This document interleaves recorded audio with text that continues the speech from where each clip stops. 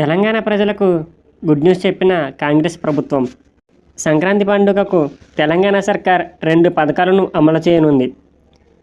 రైతుల ఖాతాల్లో నగదును జమ చేయడంతో పాటు ఇందిరమ్మ ఇళ్ల నిర్మాణ పనులను కూడా ప్రారంభించనుంది.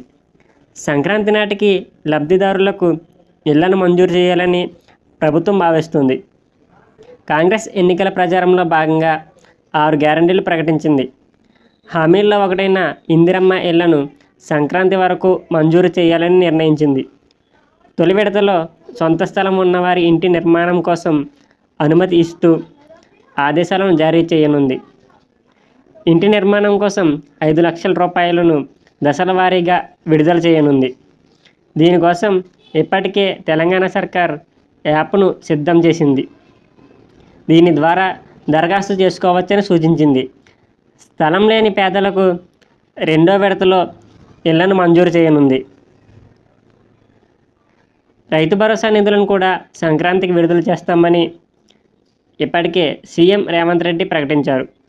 ఎకరానికి 7,500 రూపాయల చొప్పున రైతుల ఖాతాల్లో జమ చేయడానికి ప్రభుత్వం సిద్ధమైంది.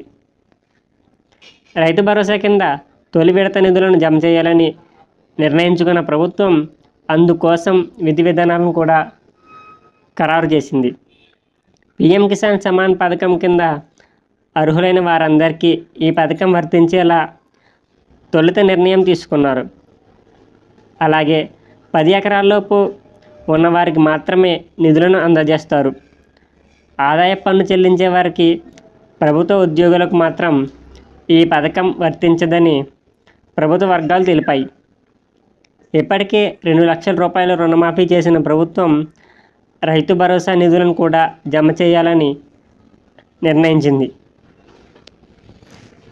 ఈ వీడియో మీకు నచ్చినట్లయితే లైక్ చేసి మన ఛానల్ని ఇప్పుడే సబ్స్క్రైబ్ చేసుకోండి.